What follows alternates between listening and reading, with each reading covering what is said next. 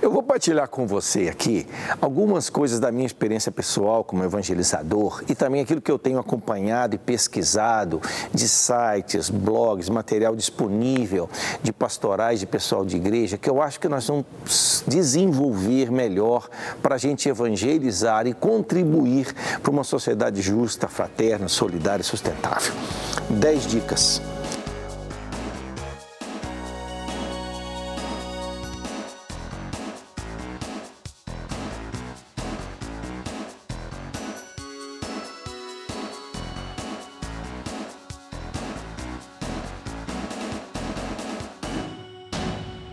Dez dicas.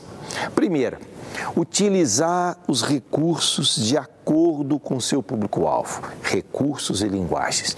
Então, se você trabalha com criança, então tem que entrar no mundo das crianças, conhecer os blogs e sites que trabalham com crianças, o que já se produz, socializar material bom, ter gente que entende a linguagem de criança. A mesma coisa você vai trabalhar com adolescente, ou com o povo de paróquia, ou com gente de movimento social. Quer dizer, dominar a linguagem e os recursos que são específicos desse público-alvo é muito importante para a gente criar aquilo que eu dizia de Atos 2, cada um entender a mensagem na sua própria língua. Segunda dica é desenvolver o senso estético. E isso a gente precisa recorrer a pessoas que nos ajudem e apurar nossa sensibilidade. Vou te dar aqui uma dica, mais do que uma dica, um depoimento pessoal. Ô, gente, os sites de igreja são feios demais. Meu Deus do céu, cores mal articuladas, palavras demais, fotos horrorosas. Então a gente precisa desenvolver o senso estético. Por quê? Porque na rede a questão da imagem é vital. Ela comunica mais do que as palavras. As imagens também têm conteúdo, as cores têm conteúdo. Terceira dica, se você, o seu grupo, optam por determinado instrumento, ou por determinado canal, é necessário atualizá-lo, ter gente que entenda daquilo e que o faça. Quantos blogs são começados e não continuam? Quantos sites de paróquia a gente abre e tem evento a Semana Santa e nós estamos no mês de novembro? Então, a atualização é fundamental, o alimentar. Se você não gostou ou já cumpriu o seu papel, tira do ar, acabou-se. Mas se quer continuar, tem que ter um processo. Quarta dica, favorecer a interatividade inteligente. Isso é de acordo com o que nós acreditamos como evangelizadores, como cidadãos planetários. Não é só aquela coisinha de perguntar A, B ou C.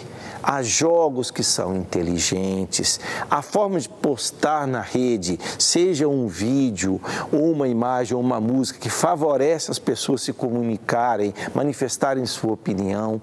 Então, que não seja simplesmente algo que vem de uma direção à outra, mas que estabelece círculos concêntricos que cada vez mais vão evoluindo, vão crescendo e se relacionando. Quinta dica, utilizar palavras e imagens que sejam significativos.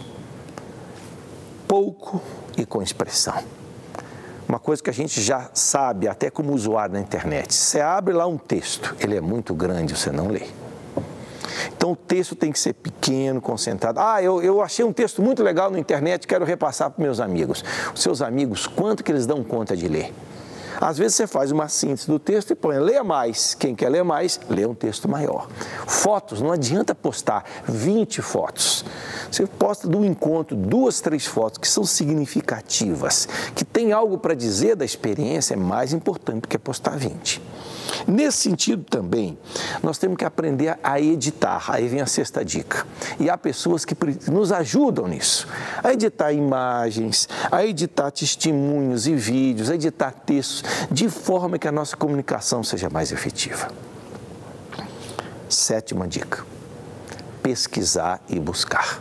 Quando a gente entra no mundo digital, uma parte do nosso tempo tem que ser dedicado a isso. olhar outras pessoas que produzem coisas interessantes, dar retorno para elas, mudar as perguntas do mecanismo de busca. Por quê? Porque à medida que a gente vai entrando na rede, a gente descobre muita coisa bonita e também muita coisa feia, muita coisa bem feita e coisa vagabunda. Então, também aí tem que exercitar o discernimento. 8ª dica: denunciar a intolerância religiosa e as bobagens que a gente encontra na internet. Se tem um campo que ainda há muito que crescer, é o campo religioso.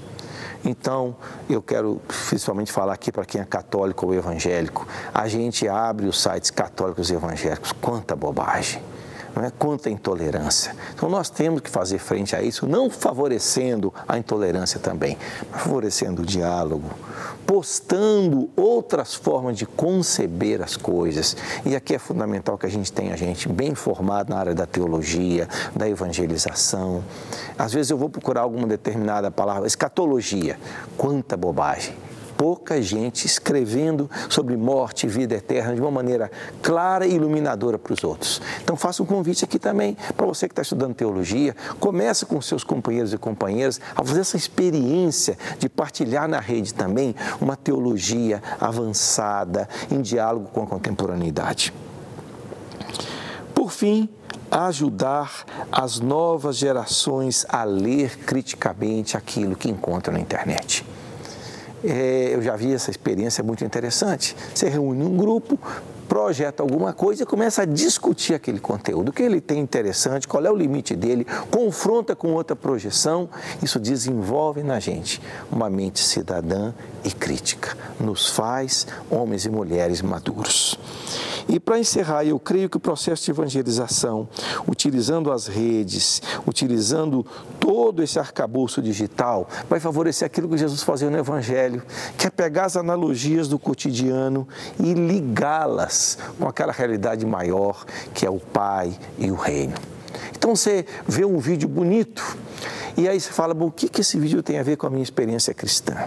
A evangelização se dá não na hora que você põe o vídeo, mas quando você faz essa analogia, essa ligação, essa fusão de horizontes entre aquilo que é apresentado de uma realidade bela e forte com aquilo que diz para nós a luz da fé. Com isso, eu espero ajudar você e quero deixar aqui uma pergunta. Pegando essas 10 dicas, quais que você acha mais úteis para o seu trabalho de evangelização e que outras você acrescentaria e quer partilhar conosco? Quero recordar as 10. Utilizar os recursos e a linguagem de acordo com o seu público-alvo, desenvolver o senso estético, se usa um determinado instrumento ou canal, tem que alimentá-lo e mantê-lo, se vale a pena. Favorecer a interatividade inteligente. Utilizar palavras e imagens significativas. Aprender a editar imagens, textos e testemunhos. Pesquisar e buscar muito. Denunciar a intolerância e favorecer o diálogo. Ensaiar uma forma crítica de trabalhar com as novas gerações, de ler criticamente o material e evangelizar fazendo essa ligação entre a analogia da realidade e a palavra de Deus, o que o Espírito de Deus nos fala hoje.